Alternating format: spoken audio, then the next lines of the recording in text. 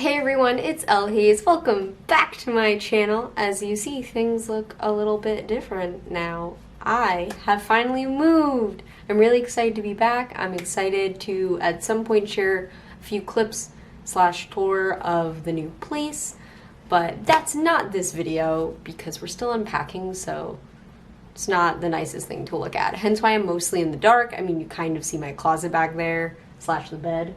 But there's also boxes next to me. So besides that, I'm really excited to do another video about D&D, as I've been within a D&D campaign for a decent chunk of time at this point. It's a consistent campaign, so I think I can give some more insight on what I've learned thus far. So without further ado, let's get into the video.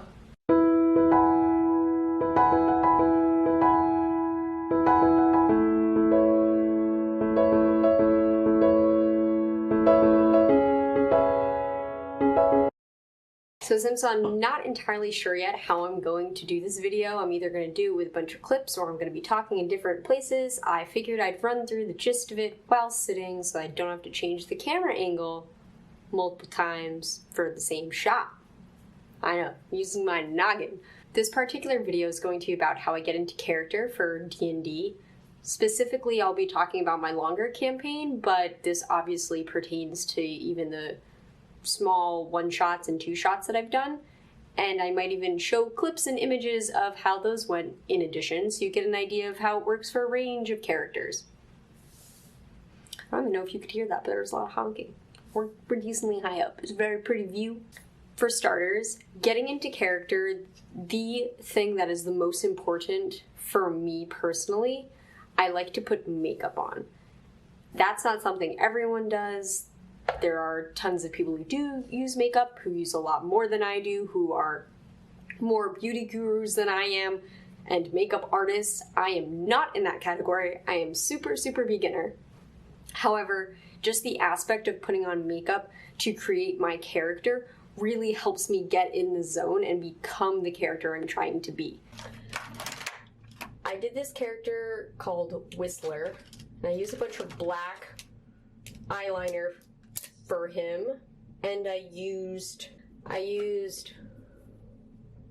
Black Rainbow? Yeah, Black Rainbow, ignore the giant smudge on the end, from the Beauty Killer palette by Jeffree Star. My first character was a tiefling named Rosenthorn, and even Rosenthorn had makeup on. I think I might have done a one-shot before that I didn't have makeup, but pretty much from the beginning I realized I wanted makeup incorporated, which is funny because I'm not someone who in my normal day-to-day life wears a boatload of makeup anyway. I think because I really like artsy things and creative things, and that's what I've been drawn to throughout my life, and even more so than this last year. Peep my last video if you didn't, it'll help with all of this.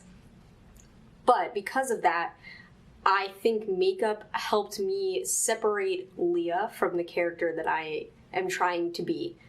It gave me a visual distinction to kind of focus on. I think the makeup also helps other characters that I'm playing with associate me with my character. And I'm not saying you have to have makeup to do that. I know I keep stipulating that.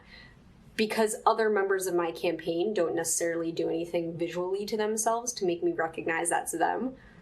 But I think it can be helpful to some individuals playing to see you differently and then behave accordingly as their character, if that makes sense. Works for some, not for everyone. You do you, no judgment. I also hope, though, to improve on my makeup skills throughout this year, so hopefully this will be my beginner version of the makeup feel to my characters. Maybe we'll do a more in-depth makeup-y thing for the characters soon, but I'm hoping within a year to show you more images and a more in-depth video on my D&D characters, and we'll see where my makeup skills have gone by then. The second thing that I like to do with my characters, and it's funny to say this because obviously I have not been playing a crazy amount of time. I've only had I've had a small amount of experience with a few number of characters. I've noticed, though, with these characters that I've been playing, that I really like doing something with my voice in addition to the whole visual thing. Even if it's a slight change to the voice, a way in which I speak consistently, or it's an outrageous exaggeration of my normal voice. For instance, I'll insert clips of me doing my impressions of my character Nicey and my character Whistler. Those are the two that I had very distinct voices for. That was deep. Strangely cute. I know. For you. It was uncomfortable and I loved every second of it. Yeah.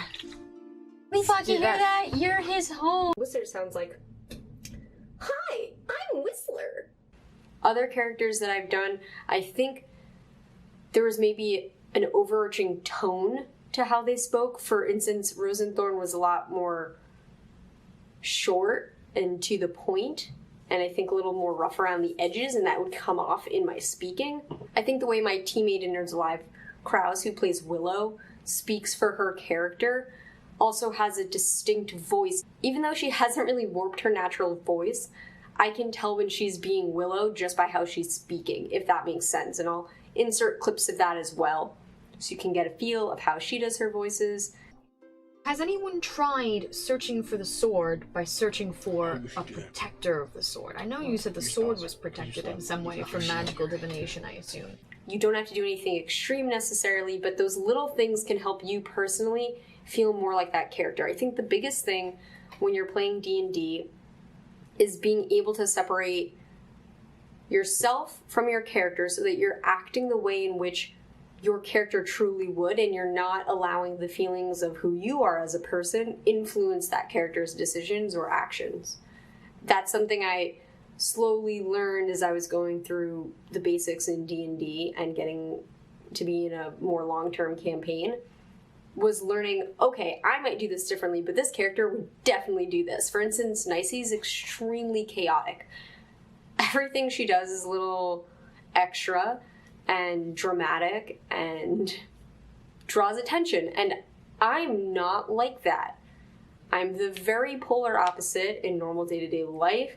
I do not like things that draw attention to me. I would not do most of the things that she has done, especially in public.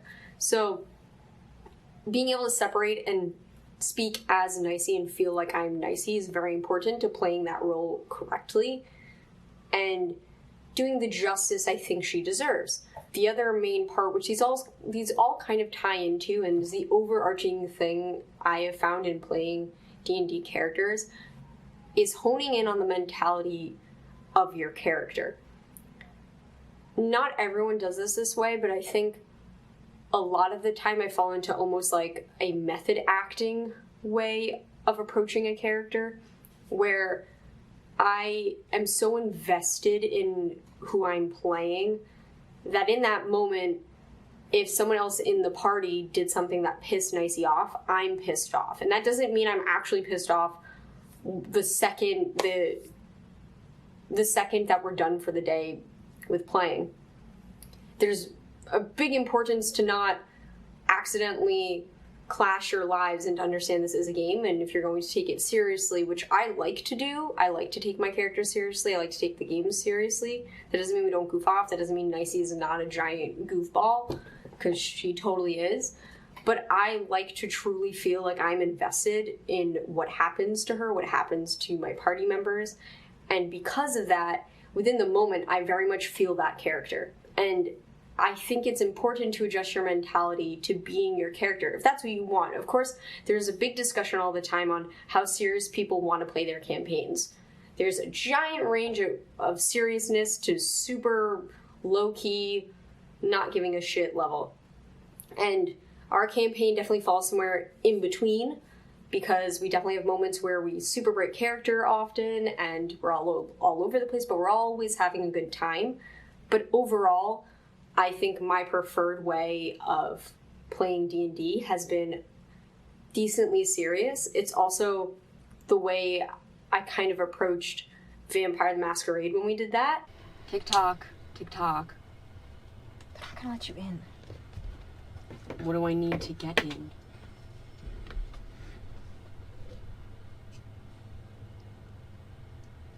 You're more useful to me alive, but I don't really like people who don't answer.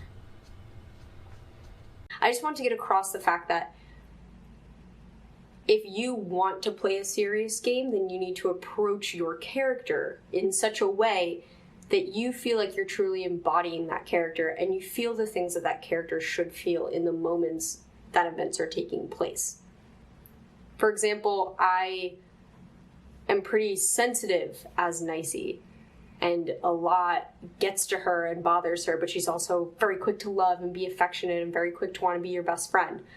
She's a little bit of a whirlwind, but those are all more intense feelings than I necessarily would approach in my normal life. I wouldn't necessarily react as intensely as she does, but in those moments, I need to behave that way.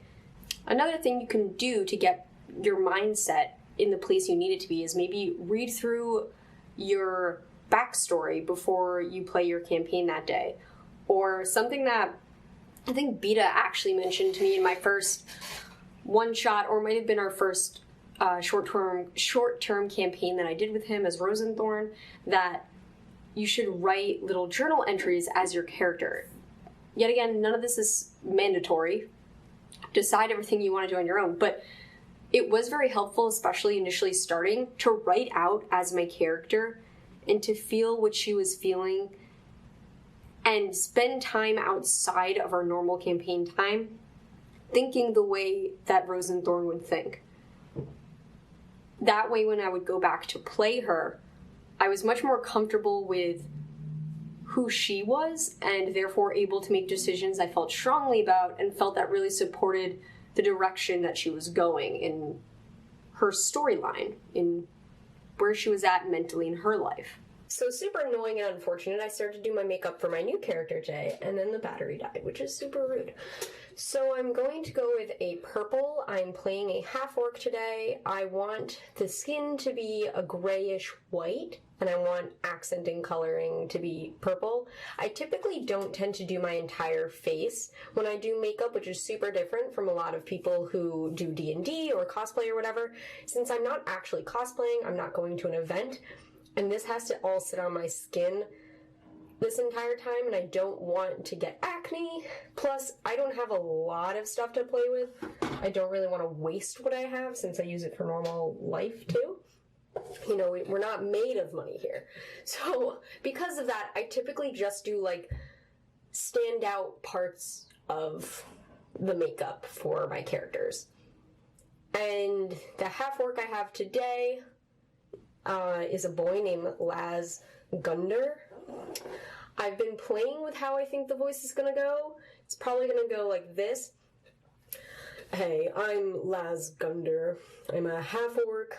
I feel like I should have been a fighter some point in my life, but I don't know where I went wrong, and now for some reason I'm playing an instrument. I don't remember how I got here. I'm pretty darn intimidating. I'm huge. I should be able to whip your ass, but instead I'll sing you a lullaby.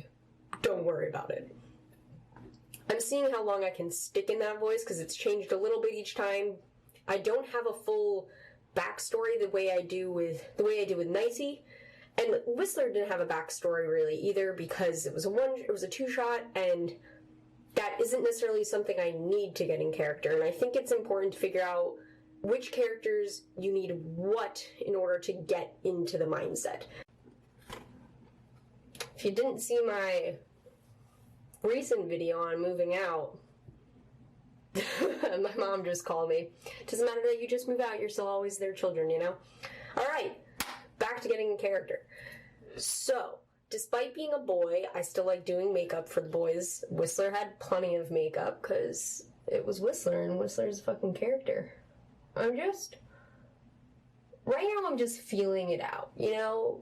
I don't really know what the makeup needs to be, but I think for me a big part of it is the voice, and even just knowing a snippet of information such as that Laz very clearly wanted to be a fighter and instead is a bard, and felt kind of like a wimp for becoming a bard.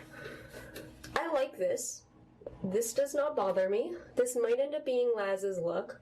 It's nothing crazy. I'm never going to do crazy makeup, but I thought it'd be fun to just show you kind of how I trial and error to get into character, especially a new one, and hopefully some of these tips will help you. So let me know in the comments below. So yes, that was rambly, that was long, and it always is, but I hope you enjoyed this video. I hope this gave you a little bit of insight into how I've been approaching D&D as a newcomer, and if you are new to D&D, hopefully some of these tips and tricks are helpful for you as well. If you have any ideas for future videos, things you want more info on, as always, leave a comment, let me know, leave a like, and subscribe to this channel. It's a good time here. I promise you'll have fun. Plus, if you want to check out me actually playing D&D, head over to our Nerds Live Twitch channel, link in the description down below, and you can see us actually live on stream acting as our weird characters. So that'll be fun too. And I'll see you in the next video. Thanks, guys.